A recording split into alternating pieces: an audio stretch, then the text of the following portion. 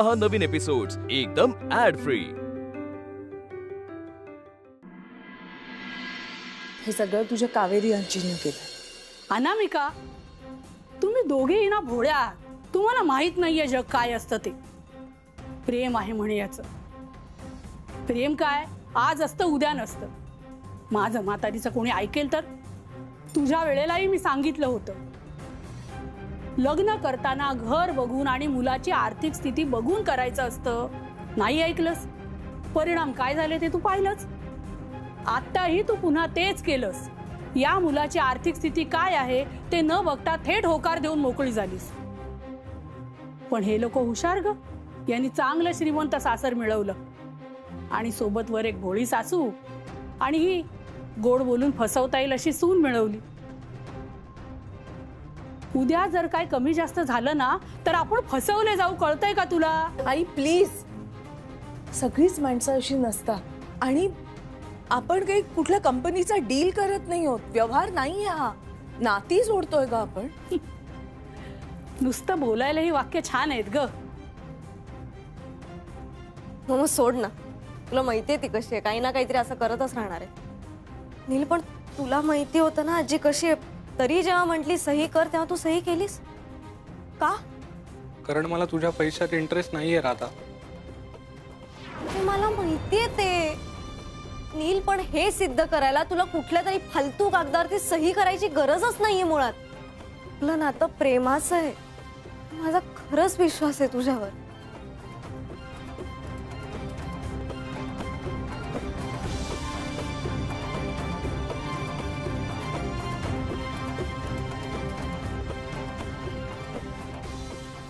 मला असल्या कागदांची काही एक गरज नाहीये। कशी?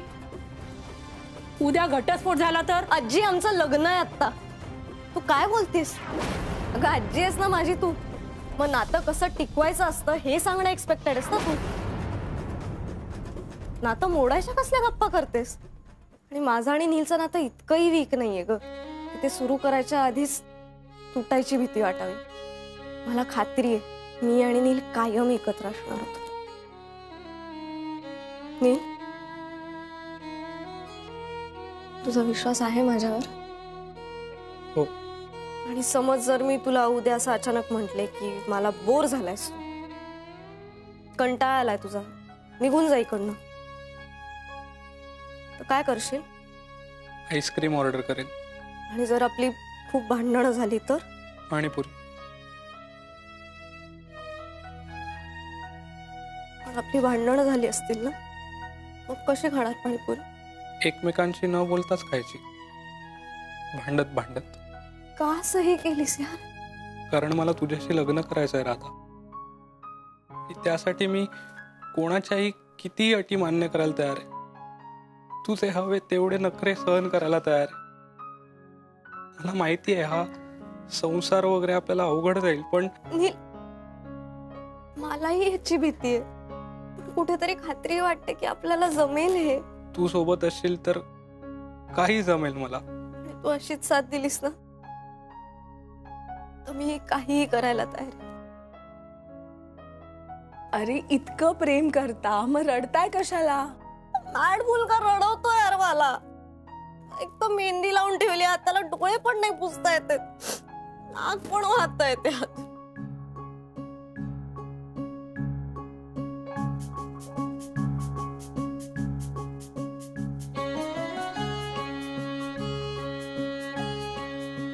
बघितलं साई, तुझ्या सहीच्या कागदापेक्षा यांच्या प्रेमात किती ताकद आहे। प्रेम पुरेसं असतं।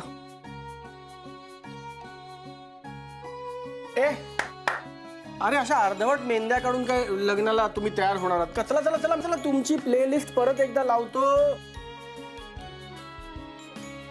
भीती वाटली ग। बस बस, मी मदत करतो। बस, आय शाबास। चला चला चला ना ना, बसा हो, काय नाही झालं। चला चला। वल्ली, हे थुकतेस काय? वल्ली, इधर हे खाऊन घे। उठ, चल। फाटेल आता माझं। काही उगाच येऊ का गं? अरे हो या ना। विचारते काय? अगं नाही, पडली असशील असं वाटलं म्हणून। नाही, दमली आहेस का? दमले कुठे, सकाळपासून हा ताक फळ लाडू सगळं देतोय. माझं पोट फुटेल ना आता. काहीतरी काय नाही बाळवून चढवून. नाही तुम्हाला हवेत सफरचंद? मला कशाला, दे बायकोला. नाही मला कोण विचारतं? काही काम होतं तुमचं? होतं तर वल्ली, हे घे, ठीक आहे, हे तुझ्यासाठी. अरे वा. हे का आता? बघ आधी काय येते. अरे आवडली साडी? कशी आहे? किती सुंदर आहे. भूमिका ताई, पण हे सगळं कशाला ते कशाला वगैरे मला काही विचारू नकोस. कशी आहे ते सांग. नेसशील ना? आवडली आहे का? खूप जास्त आवडली, पण एवढं करायची काहीच गरज नाहीये. हो वल्ली, इतक्या प्रेमाने देतायत तर घे की. घे सचिन, घे. हे तुझ्यासाठी. अरे नाही वहिनी, अरे आम्ही घरचेच आहोत, आम्हाला काय देणे घेणे. अरे देणं घेणं नाहीये हे. देणं घेणं तर आपण असंच फॉर्मॅलिटी पद्धत म्हणून करतो. हे मी खूप प्रेमाने देते. तुम्ही राधाचं कन्यादान करताय ना, त्याचं गिफ्ट म्हणून घ्या आणि लग्नात हेच घाला. ज्या हक्कानी मी तुम्हाला राधाचं कन्यादान करायला सांगितलं त्याच हक्कानी सांगतेय, हे गिफ्ट घ्यावंच लागेल. जसं तुमचं राधावर प्रेम आहे तसंच माझंही तुमच्यावर प्रेम आहे. मला खात्री आहे तुम्ही राधाचं सगळं खूप प्रेमाने कराल, अगदी कन्यादान सुद्धा. म्हणजे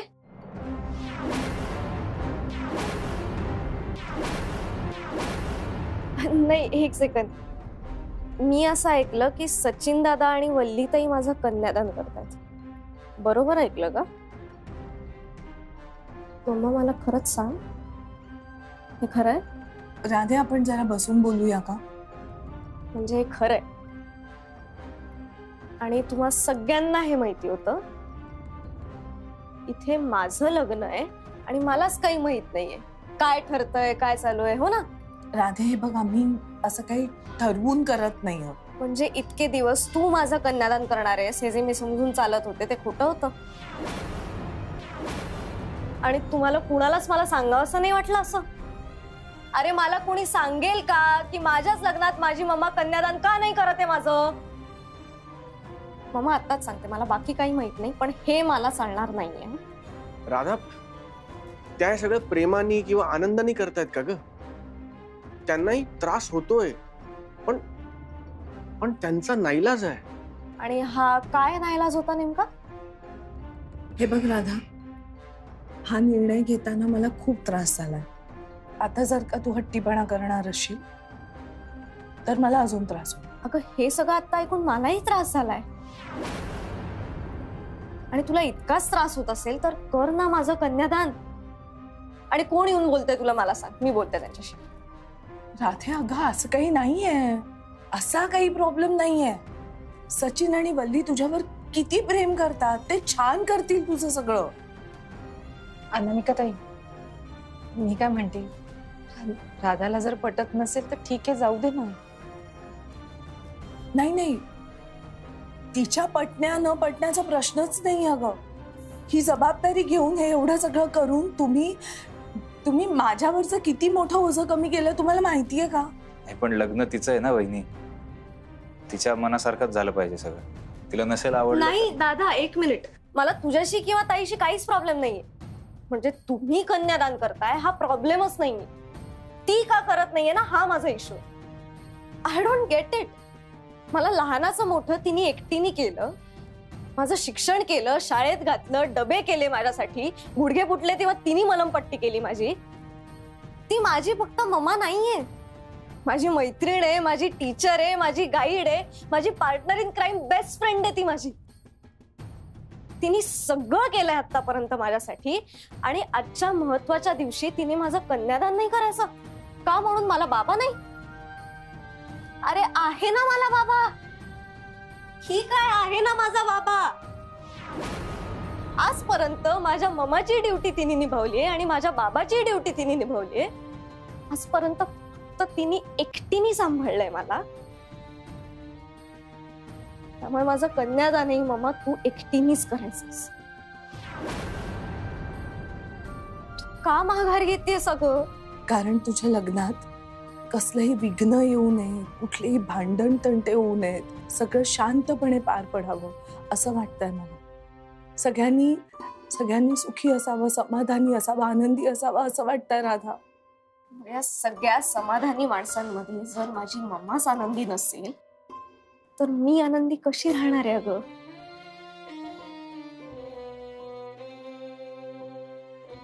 मी आनंदी आहे राधा, तुझ्या लग्नातही मी आनंदीच असणार आहे. पण मला साखरपुड्यात झालं ते पुन्हा व्हायला नको. लग्नाचा दिवस हा आयुष्यभर लक्षात राहतो, त्या आठवणी सुंदरच हव्यात, हो ना? त्या आठवणी सुंदर हव्या आहेत ना? मग माझं कन्यादान तूच कर.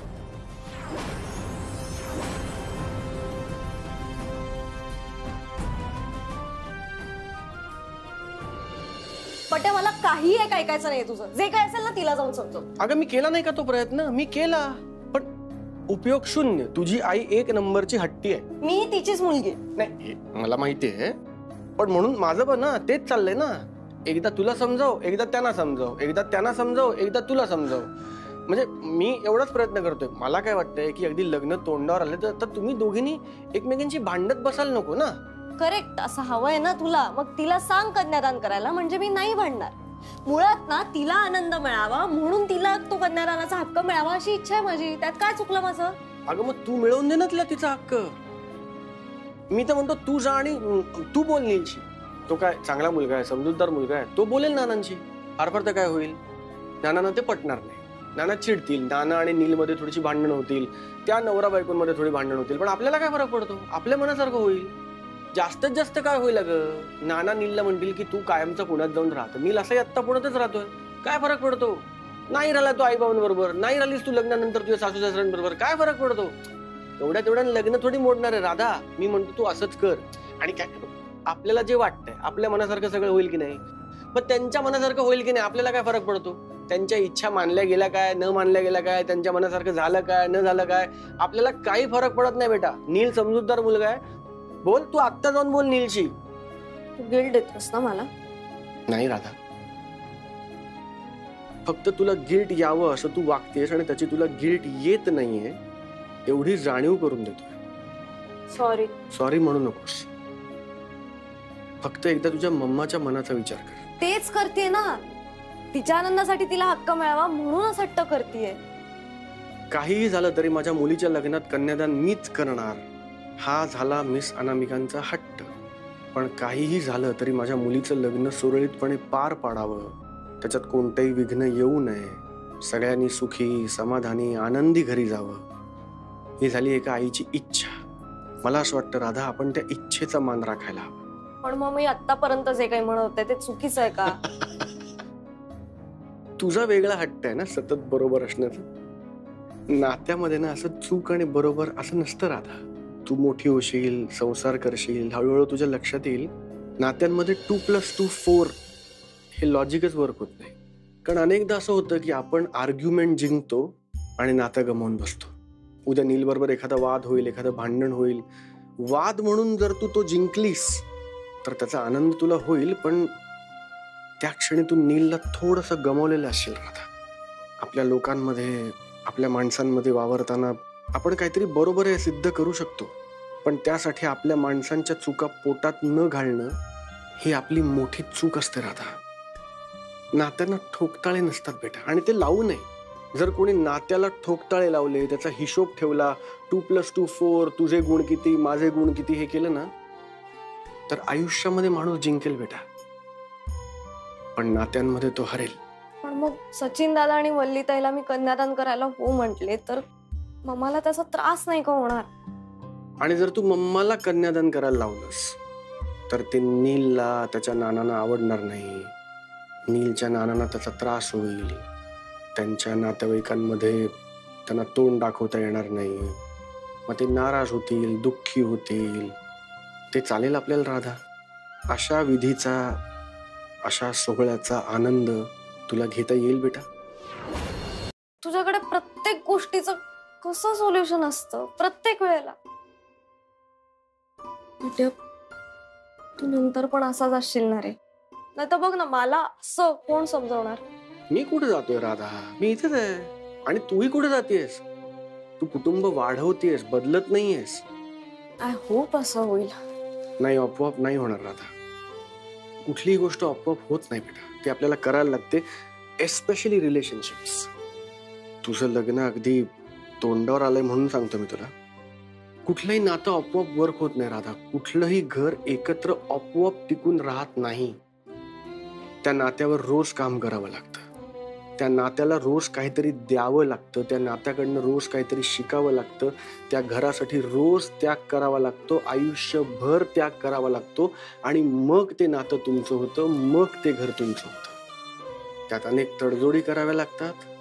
अनेकदा नमतं घ्यावं लागतं. आपली चूक नसताना अनेकदा चूक मान्य करावी लागते.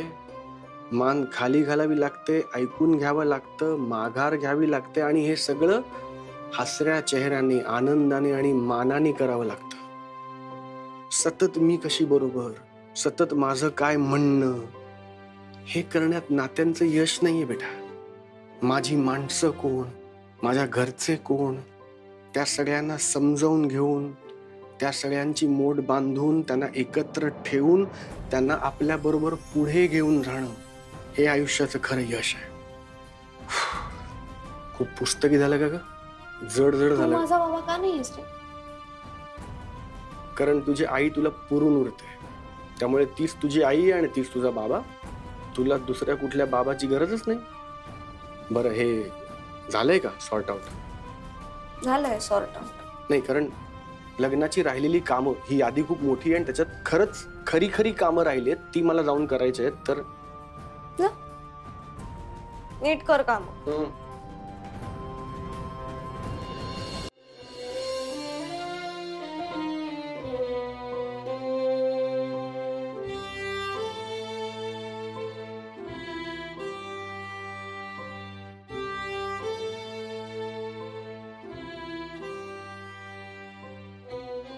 एकटी रडतेस. काय करू, अश्रू संपतच नाहीयेत. साहजिक. 20 वर्ष हक्कानी वाढवलेली मुलगी अचानक उद्यापासून एका वेगळ्याच घराला आपलं घर म्हणून म्हणणार. वेगळ्याच माणसांना माझी माणसं, माझ्या हक्काची माणसं म्हणून मिरवणार. आई म्हणून वाईट वाटणं साहजिक आहे. असं निघून जायलाच हवंय का? काही गोष्टी नाही बदलता येत अनामिका. आणि या उलट मला हे सांग की लग्नानंतर पण जर नील आणि राधा पारिजातवरच राहिले तर ते तुला पटेल का? तुला चालेल का? त्यांना त्यांचा संसार सुरू करायचा असेल तर घराबाहेर पडावंच लागेल. त्यांनी त्यांचा स्वतःचा संसार थाटायला हवा, तो मांडायला हवा, तो फुलवायला हवा. तिथे चुकता आलं पाहिजे, ते मॅनेज करता आलं पाहिजे, सावरता आलं पाहिजे, त्यातनं संसार मोठा करता आला पाहिजे, जुळवून घेता आलं पाहिजे, भांडता आलं पाहिजे, निभवता आलं पाहिजे. हे सगळं त्यांना करता आलं पाहिजे. आणि हे जर त्यांना करायचं असेल तर त्यांनी त्यांचा संसार सुरू करायला पाहिजे ना अनामिका. नील आणि राधा आयुष्याच्या एका वेगळ्या फेजची सुरुवात करतायत. आणि आनंदाची गोष्ट ही आहे की दोघेही त्या फेजसाठी तयार आहेत. तुला तर सगळ्यात जास्त आनंद व्हायला पाहिजे. आनंद होतोय अरे. असा रडत रडत? हो, रडत रडत येतंय रडून मला. आई आहे ना मी तिची. मला फक्त थोडासा वेळ अजून हवाय अरे, थोडासा. एकदा एक कॉफी प्यायची तिच्या बरोबर, थोड्याशा गप्पा मारायच्यात, एकदा तिचा डबा करून द्यायचा, फक्त एकदा भांडायचं तिच्या बरोबर, फक्त एकदा. पण फक्त थोडासा वेळ हवाय.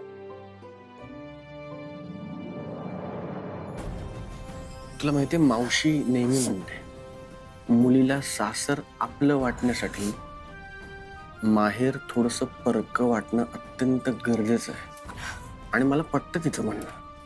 लग्नानंतर राधा माहेरी येईल तेव्हा तुला आनंद परत घेता येईलच. पण पट्या तेव्हा ती राधा नील जळगावकर असेल. असू दे ना, ती वेगळी राधा असेल. असू दे. आणि ती हुरहुर तुला वाटू दे. पण तिच्या भल्यासाठी आपण हे थांबवता कामा नये ना. मला मनापासून असं वाटतं की राधा आणि नील आयुष्याची नवीन सुरुवात करतायत आणि अशा परिस्थितीत तिने तुला आनंदी बघणं सगळ्यात जास्त गरजेचं आहे. आणि राधाचं म्हणशील तर ती किती छान मिसळतीये नील मध्ये, त्याच्या घरच्यांमध्ये. ती मनानी जळगावकर होतीये आणि ह्याचा आपल्याला आनंद वाटलाच पाहिजे. उद्याचा एक दिवस अनामिका, मग झालं. होईल ना रे सगळं नीट. सगळं नीट होणार आहे, सगळं नीट होणार आहे.